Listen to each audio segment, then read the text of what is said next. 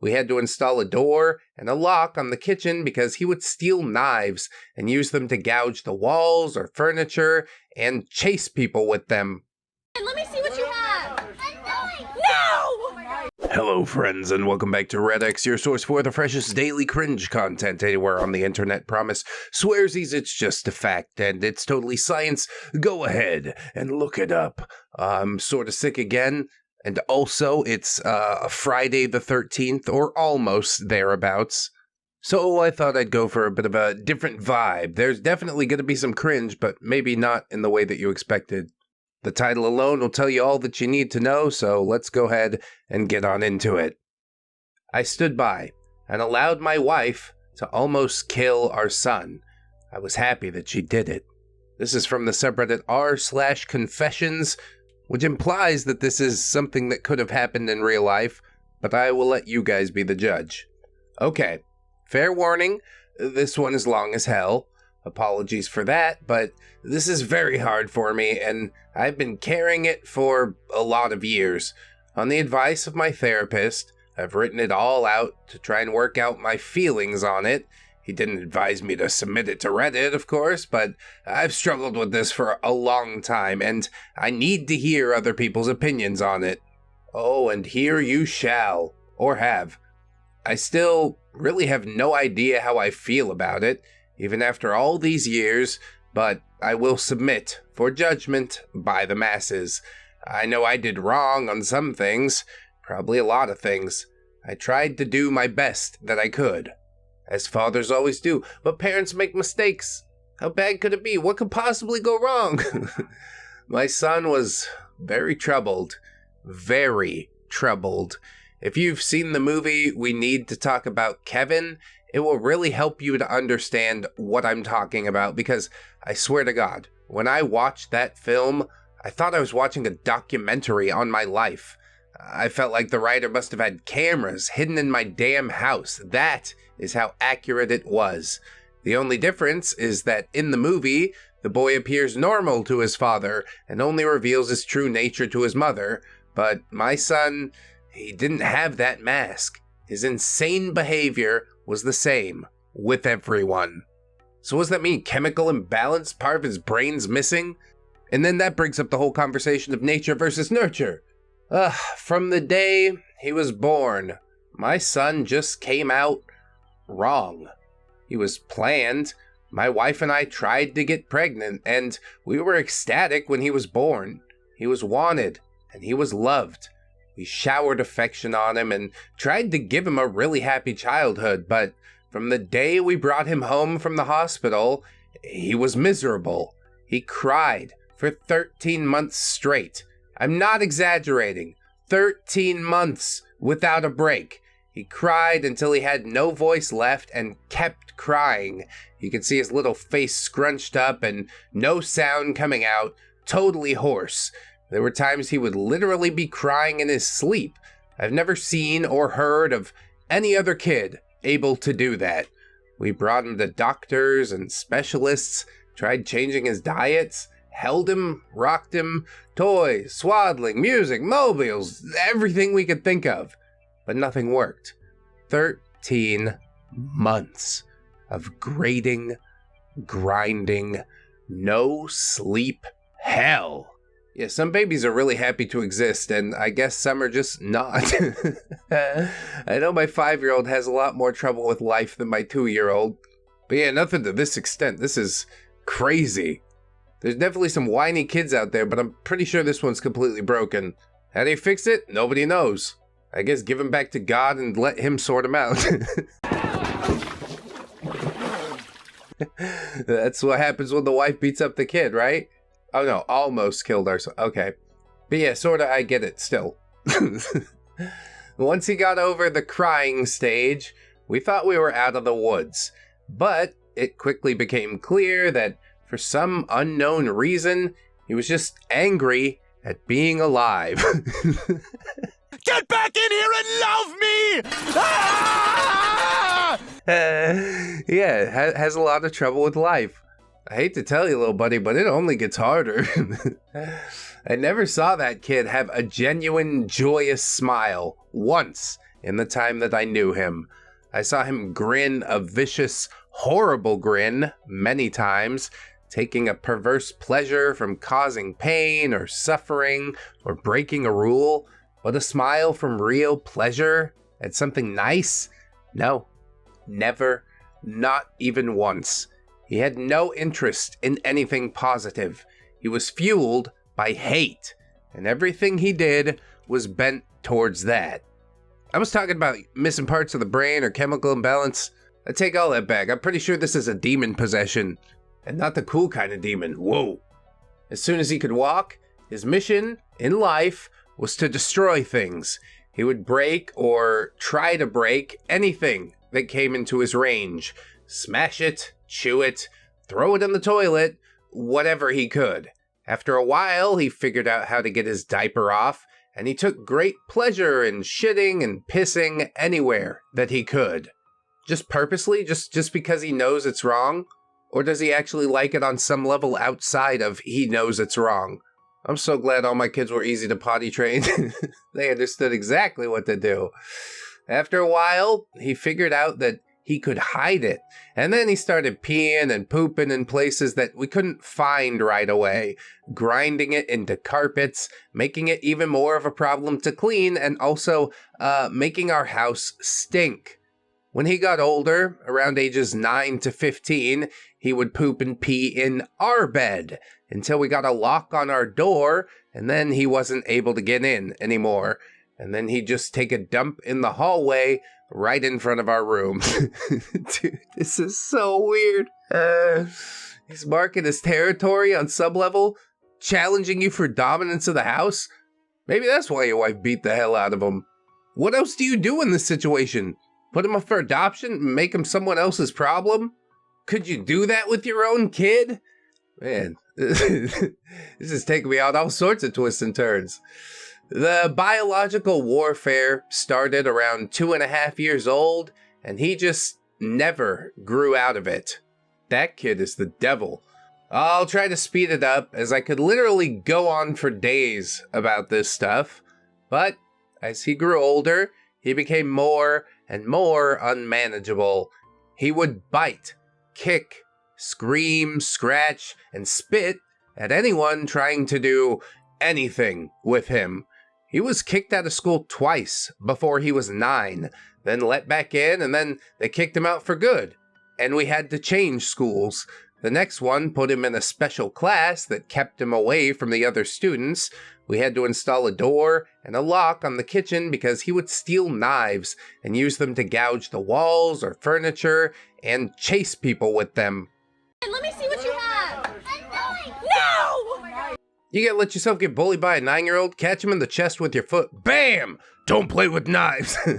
I mean, the situation is out of control. That's very clear. But you think it's not gonna escalate because you put a lock on the door? No, dude, he's gonna get a knife somewhere else. I'm not gonna say you should beat your kids or anything. Although, sometimes a forceful demonstration can be helpful. When the kid was 10, he stabbed me pretty good in the hip and the ass. I still have the scars. See, should've stopped it when he was 9. As he grew older, he grew darker. He moved into setting things on fire and torturing local animals. There was a stray dog that hung out around the park near our house, and my son blinded it in one eye with a barbecue fork. He would dip cats' tails in gasoline and set them on fire. He became a violent, stinking, vicious beast that lived in our house. We couldn't do anything with him. Essentially being held hostage by your own children. I mean, we all are, sort of, but not to this extent. Good God. I just don't know. I wish the psychiatric system wasn't as messed up as it is. You could ship him off to the funny farm and he'd actually get some help, but that's not really what they do there. They drug him up and watch him spiral. So yeah, it's on OP and his wife to try and fix this kid. I do not know if I'd be strong enough. I will take this opportunity to preempt the tsunami of messages. Yes, we had the kid in therapy. He saw a psychiatrist twice a week and had God knows how many different medications prescribed to him over the years. Nothing worked. Therapy didn't work. Meds didn't work. Nothing worked. He was like a poison cloud of hate and fury, lashing out at anything in his reach. Can you imagine giving up hope at this point? Because I can imagine giving up hope at this point. When my son was 16, my wife got pregnant again. I can't tell you how different our reaction was. Instead of joy, we felt only horror. This pregnancy had not been planned, and we really were at a loss over what to do. My son had been such an unending nightmare for all 16 of his years. So we couldn't take the idea of starting this all over again from the beginning. We talked a lot about terminating, but A, access to abortion was not as easy in those days as it is now, and B, my wife was very against it. Yeah, wifey gets the last call on this one for sure.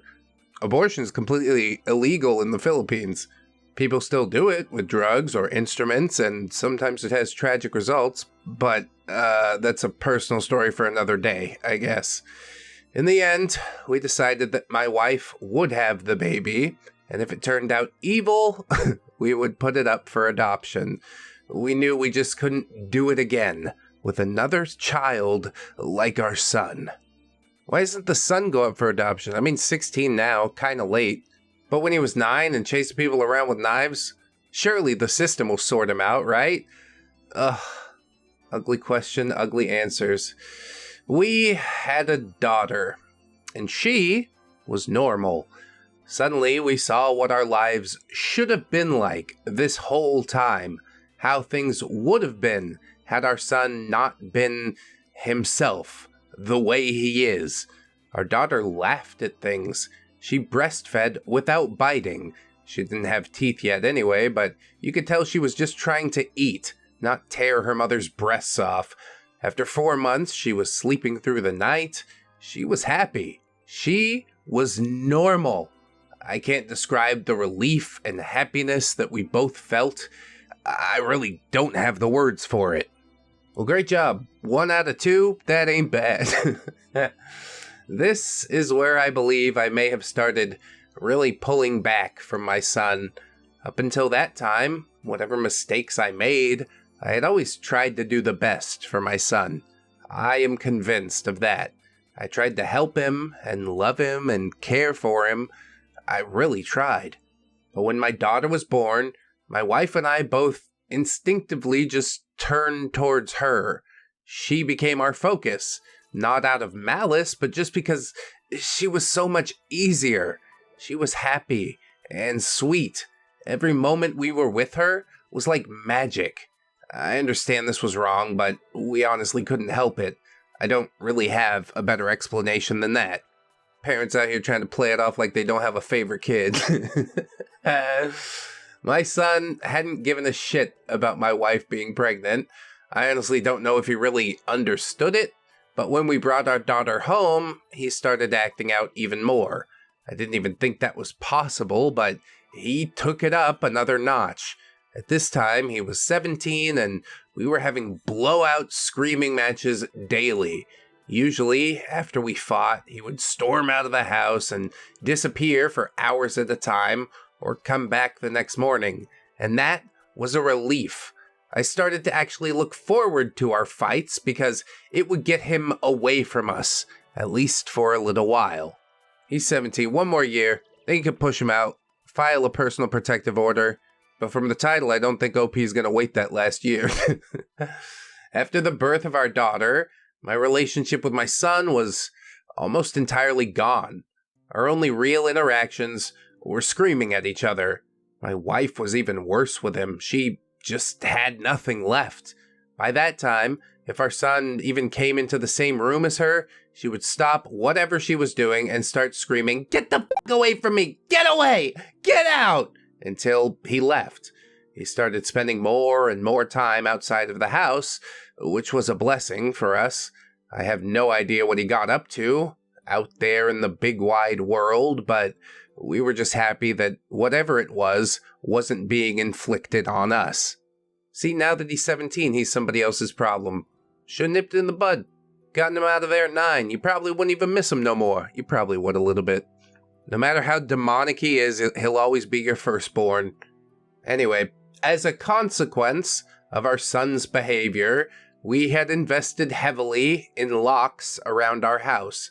All of the cheap, thin, interior doors in our home had been replaced with thick, dense wood doors that couldn't be kicked through, equipped with keyed locks that my wife and I carried the keys to. I know it sounds extreme, but locks and heavy doors were the best way that we had found to create safe spaces away from him. And again, before I'm inundated with messages, I was not locking my son in rooms like a prisoner. He had free reign of the house and could come and go as he pleased. My wife and I would lock ourselves in rooms to protect ourselves from him. If anything, we were the prisoners in our own home. Interesting tactic. I see it worked. You survived, at least. So, on the day mentioned in the title, I had fought with my son in the morning, and he had left the house in a rage. My wife and I were enjoying some peace and quiet in the kitchen while our daughter napped in our bedroom. And then, my daughter began crying. Any parent who has young children can tell you, you get used to your child's cries, and you can tell after a while what they need. They cry differently if they're hungry or need changing, or if they're just restless and want to be held. Babies can communicate pretty well before they can speak, but this cry was none of those things. This cry was terror. The second we heard it, my wife and I were both up out of our chairs and running to the room. The door was locked, of course, and it took a few seconds to get the right key and open it. My son was in the room. We lived in a bungalow, and the bastard had climbed in the window to get to her. He was standing over her crib with a steak knife in his hand. I have no idea where he got it. It wasn't one of ours. We controlled our knives very carefully and always kept them in locked drawers. I think he might have stolen it from one of the neighbors' houses. He had broken her skin twice already, once in the belly area and once on her arm. I could see blood running down. When I entered the room, he was dragging the back of the knife down her face, not cutting, almost tickling her with it, teasing her while she screamed. He looked up at us and smiled. Oh my God, I just had chill run down my spine. Before I knew what I was doing, I was already moving, running to put myself between them. I didn't think about it, I just moved instinctively. Even with that, my wife got there faster. It was like a movie on fast forward. She got to our son and bashed his hand away, knocking the knife across the room, and then shoved him with her whole body weight so hard that he flew away from the crib and bounced off the wall. I picked up my daughter and held her while my wife screamed us. I could see her shaking, almost convulsing. I can remember the smell of the room, the sound of my daughter screaming and wailing, the look on my son's face as he stood there, just nothing, blank, dead. There was nothing in his eyes, no emotion. He looked like an alien to me. I watched my wife take a step towards him. I could have reached out and stopped her, but I didn't. She stepped forward again, very close to him. I could have stopped her again, but I didn't. She waited, looking at him for maybe 3 to 5 seconds without moving, and then she punched him in the face. Yeah, dude. Sometimes that's what the kid needs. Should've done this when he was 9. That's what we've been waiting for! It's what we wanted all along! Now, until this point, you might have been picturing my wife as a typical woman. Small frame, dainty, delicate, but this is not the case. My wife does have a small frame, but dainty and delicate she is not. Never has been since I've known her. Since her early teens, my wife has been a boxer. MMA didn't exist back then, but karate and boxing were pretty big in those days, and my wife was a very talented amateur. She was about 130 pounds, she carried a lot of muscle, and she knew how to punch. I had 70 pounds on her back then, and I have no doubt that in a real fight between me and her, she could have and would have pounded me flat. Yet reach advantage don't do much a lot of the time. She'll rush in, grapple you to death, low center of gravity, you know. Neither of us had ever laid a hand on our son in anger before, but something broke in her that day, and all the years of anger and pain and sorrow and frustration just came pouring out. When she hit him, his head snapped back and blood started pouring out of his nose. He hardly reacted. He just looked at her with this shocked expression, like he didn't know how to process what had just happened. She waited another second, and then she hit him again. This is the bloodlust taking hold. I could have reached out and stopped her. I could have dragged her out of the room, taken her away, calmed her down. I didn't. I just stood there and watched while she systematically started to pound him to a pulp. Every time he brought his hands to cover one part of the body, she'd blast him somewhere else. Body, head, over and over. He started screaming, crying out, yelling for her to stop. It's the most genuine reaction I'd ever seen him have to anything in his whole life, but my wife was not stopping. I watched her ramping up, hitting harder, faster, working him like a heavy bag. He tried to swing at her and she slipped him easily. She was on autopilot, sinking down into her training. I stood there, watching for a minute. Then I turned my back on them and took my daughter out of the room. Wifey's gonna go to jail, bro. Maybe we do need to put a stop to this. I guess difficult problems require difficult solutions, maybe. I brought my daughter to the kitchen, and I gave her a bath in the sink. I found that he had cut her a third time on the sole of her foot. All of the cuts were superficial. I cleaned her up and held her until she calmed down. I put polysporin and Band-Aids on her cuts. In our bedroom, I could hear my son screaming, calling my wife horrible names, telling her that he would cut her head off and bang her corpse. After a while, I didn't hear him saying anything anymore. Didn't even hear him crying out. I assume that he must have been knocked out, but I could still hear her beating him. 16 years of rage, all built up. I don't know if she's gonna stop anytime soon, OP. You should probably go and get her before she actually kills him, OP. I know that solution looks good in the short term, but let's think about the long run here. The beating went on for a long time. Long enough for my daughter to drift off to sleep in my arms.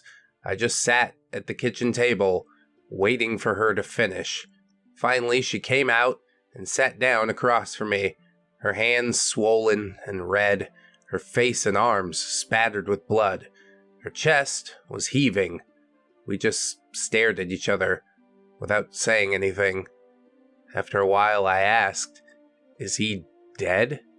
She looked back at me and answered, "I fucking hope so." I nodded. That was about all there was to say. I understood how she felt perfectly. I felt the same. I didn't know what to do, so we just sat there, waiting, silently. Eventually, my wife started crying and went to go take a shower. I just stayed where I was, holding our daughter. Maybe you should be comforting your wife in a time of need if she's crying and such. OP's just like, "Yeah, you beat our son to death. I'm gonna go eat some chips." "Oh, is it done? Did you do the deed? All right, you go have a shower. I'm gonna sit here and eat some chips." He really likes chips. After a long while, I heard sobbing and moaning coming from our room. It turned out that my son wasn't dead. I went in to see how bad it was, and it was pretty bad. I've never seen a more merciless beating laid onto anyone before or since. He was lying on the floor, rolling around with blood leaking out of his face, lying in a pool of his own puke. His nose was squashed flat out across his face, both of his eyes completely swollen shut and starting to blacken already. I could see that a couple of his fingers were bent out at weird angles, and he had also pissed in his pants. I think he must have been missing some teeth, but I couldn't see any on the floor, and I couldn't see any inside his mouth. His lips were all puffed up and swollen. From talking to my wife about it later, I now know that she had systematically beaten every part of his body, focusing heavily on his legs. She told me that she kicked him in the groin repeatedly until her legs got tired, and then kept beating his body long after he had passed out. Whoa, hey. Dude, this is so much further than we ever needed to take it. It could have gone 100 different ways, but letting your wife beat the hell out of him? Yeah, definitely not the proudest moment. When my wife came out of the shower, I still didn't know what to do about our son. Yep, there's OP. Still just eating chips. I didn't know whether to call the police or the ambulance or take him to the hospital myself. I honestly didn't have any idea what to do. After a while, I realized that I simply didn't care what happened to him anymore, and we decided to just let him live or die on his own. There was an in-law suite in the basement that we had never really used, and my wife, my daughter, and I just moved down there. We simply ceded the top floor of the house to my son and locked everything down, separated our lives entirely. There was plenty of food in the upstairs cabinets, enough for a couple weeks or more. He had a washroom and bedrooms to use. We had a washroom in the basement, a small kitchenette, and a separate entrance, so we just stopped going upstairs. We just decided that we were done with him. I figured we'd let the food run out and see what his next move would be. I guess that's better than risking another confrontation, because next time wifey is gonna end him for sure. Over the next week, we could hear him moving around upstairs sometimes. I think he just spent most of the time lying in bed, recovering. I went to work, watching on high alert in case he attacked me in the driveway, but he never did. My wife stayed home with our daughter. She was never out of our sight. One night we heard him going ballistic, smashing things and banging. We didn't respond. He never tried to get downstairs or near us, though. I think he was afraid that if he got near us again, my wife might finish the job on him. Oh, absolutely. And I will use that threat to make him go down into the in-law suite. I'm not letting you ruin my house with all my nice stuff in it. I worked hard for the nice stuff. After 3 weeks down in the basement, we hadn't heard anything from up above for a few days, and I ventured upstairs to the main floor of the house. The place was demolished, and there was no sign of my son. He was gone. It took months to repair the damage he had done and get the main floor back to normal again. There was food and shit smeared all over the walls, broken glass on the floor, big holes in the drywall. He had ripped this place apart. He tore up the linoleum in a corner of the kitchen and emptied an entire foam fire extinguisher into the living room. I feel grateful that he didn't burn the house down with us inside. I'm honestly not sure why he didn't, because that kid was never shy about lighting things on fire. After that, I lived in fear every day that he would come back, that he would ambush us out of the blue and try to kill us. We moved house about 3 years later, and I finally stopped being afraid that he would show up again, as he had no idea now where we were. I finally felt safe from him. Jeez, 3 years of pure terror? I couldn't do it. We're selling this house tomorrow. All of this happened a long time ago. My son was born in the spring of 1971. My daughter was born in 88. I'm an old man now. I'll be 70 this year, and my wife, unfortunately, passed from cancer in 2016. My daughter is 35 now. I moved in with her and her husband after my wife passed. I've got 2 granddaughters, and they are the joy of my life. I see a therapist a couple of times a month to talk about all this. I don't know where my son is. The last I saw him was when he was lying on the floor of our bedroom, bleeding and smashed. I haven't heard from him since he left. More than 30 years now, and honestly, I don't want to. For good reason. You have nothing in common anymore. He's a 50-year-old man. You haven't known him for his entire adult life. There's no reason to check in. I guess curiosity, but that's a shit reason to invite this sort of stuff back into your life. I think it's wise, OP. Don't pay it no, never mind. I do carry a lot of guilt from that time and a lot of conflicted emotions. I didn't beat him myself, but I allowed him to be beaten, and I thought he deserved it. I was happy that it happened. I didn't try to kill him, but I would have been happy if he died. I will say that I do hope he was able to overcome his demons and go live a normal life somewhere. If he wasn't able to do that, if he stayed the way he was, then I truly do hope someone out there killed him. When I knew him, he was a rabid dog, and whichever way it went, I just hope he still isn't out there hurting anyone else. This post is just so intense. Was there a better way to handle it than wishing for your son to be ended by some power of the universe?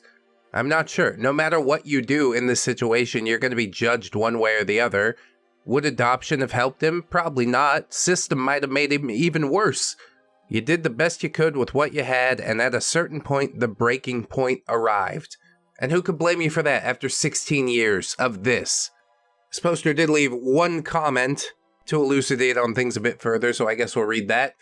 Deleted user told him, "Your wife was badass and a hero. You guys are great parents. He was basically an adult when all of that happened, and you both protected your infant daughter, so don't feel shame or guilt. He deserved it. You're a good guy. Also, I'm glad your daughter got to grow up without the bastard around. If you know his name, couldn't you search online through obituaries or jail records? Maybe it would bring you some peace if you knew." Nah, deleted user. Like I said, he's a 50-year-old man. Past is past. You think locating this maniac is going to make things more peaceful? OP says, "My wife absolutely was a badass. She was the strongest, most beautiful woman I ever knew. I'll let her know you approve, even though she's not here with us anymore. I do still speak to her often. I sure do know his name. I gave it to him, right? It was my father's name. You're right. Maybe I could find some record of him, but I think I likely won't do that. I just can't see what good it would bring into my life to know. Either I'll find out that he's dead, which I don't really feel anything about, or I'll find he's in jail for hurting someone, and I'll just spend the rest of my life regretting that I didn't finish the job while he was laying there at my feet. I thought, at the time, about putting a pillow over his face and ending him, but I chose not to. I'd hate to know that my choice caused some other poor soul to have to suffer his madness." There are a lot of other comments in the thread asking why he wasn't put into therapy or something like that. Because it was 1971. People thought if you were gay, they had to shock it out of your brain, you know? Is that a better option than trying to beat the demon out of him? I don't really know. It's an ugly story. It's really sad. Reagan became president in 81, right? That's when the kid really went off the deep end because he knew Reaganomics would shut down all the mental hospitals. Like I said, definitely a different vibe than what is usually on the channel. But maybe it'll make a good cross post to Dayton Dies. That's my creepypasta channel if you haven't checked it out yet. Swear I'm going to get it rolling again at some point. On the end card, I'm going to link you to even more spooky stories from the channel, so you can spend your Friday the 13th or whatever day you want in spooky style. Always remember, friends, that you're loved, you're worthy, you definitely deserve it, and I shall see you in the next one. So until then, bye-bye. Go ahead and cut them open. It's gonna be fine. It's gonna be